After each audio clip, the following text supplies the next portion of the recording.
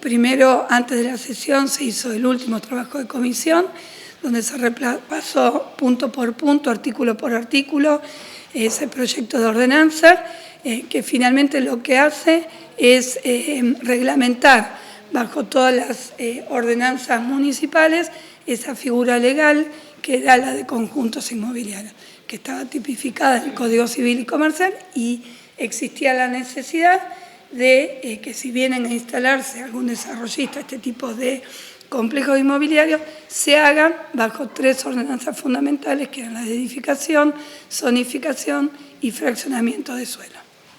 ¿Cómo resultó el debate de anoche? Bueno, el debate se terminó con un dictamen de comisión, donde salió por 6 votos a favor y 1 voto en contra del concejal Favot. Él en el dictamen hizo un descargo, donde si bien se trató que esto salga por consenso, él adopta una postura que no coincide con este tipo de urbanizaciones, entonces por eso vota en contra. Pero dejó bien claro que sirvió el trabajo de comisión, donde cada uno hizo un aporte valioso y se llegó a este proyecto que, bueno, es lo que comenta al principio, ¿no? Reglamenta los barrios cerrados. ¿Hubo mucho cambio, mucha distancia entre el primer proyecto presentado por el Ejecutivo a este final? No. Básicamente se tomó ese primer proyecto original, se lo mejoró, se incorporaron algunos artículos, se define, por ejemplo, cuál es el órgano de aplicación, que es la Secretaría de Obras Públicas, pero en base a ese primer proyecto se fueron agregando cuestiones que se hablaron en la comisión, y el resultado es este proyecto, ¿no?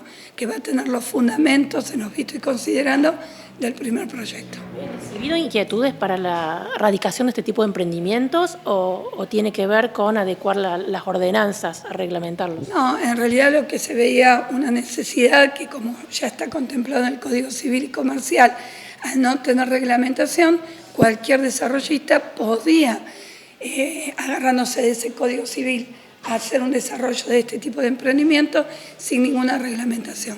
Entonces, en base a eso y algún proyecto que estaba esperando ingresar a la Secretaría de Obras, se vio la necesidad ya a fin del año pasado de meter un status quo y tener la posibilidad de trabajar este proyecto. ¿Y la transformación de establecimientos de cabañas, de alquiler temporario en permanente, eso sí habían recibido consultas concretas? Sí, creo que había dos consultas por 2 complejos, bueno, que ya sus dueños no quieren seguir trabajándolos, y bueno, eso también es un aporte importante que hace esta ordenanza para que esas viviendas destinadas a turismo pasen ahora a vivienda permanente, ya sea para que se adquieran en venta o alquiler, pero siempre destinado a vivienda permanente, ¿no?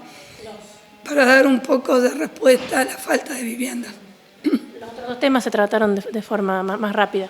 Sí, después empezó con el trabajo de sesión, estuvo el secretario de Obras explicando un poco cada proyecto, y uno pasó a seguir el tratamiento por un punto que era la ordenanza sobre una síntesis de techo. Se modifica el artículo 67 del Código de Edificación, se establecen pautas muy claras para cada uno de los techos, pero había un punto que era los futuros techos del parque tecnológico, que se tenía que hacer una excepción para que sean planos. Lo que se le pidió a Juan Pablo Gatti es ver la manera de disimular esos techos que tienen que ser planos por las dimensiones que van a tener esos edificios, y ver la forma de hacer un falso techo para que no queden planos y den a la vista esa imagen de techos a 2 aguas. Ese se siguió el tratamiento la semana que viene, básicamente en ese punto.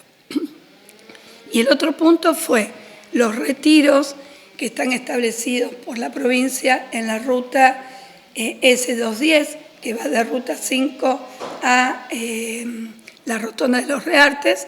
Ahí hay un retiro actual de 40 metros, en loteos que son muy antiguos, donde los lotes son de una superficie mucho más chica y ese retiro de 40 metros incidía mucho sobre las parcelas frentistas.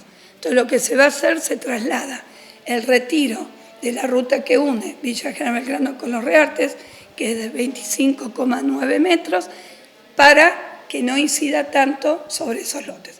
Ese proyecto se votó por unanimidad.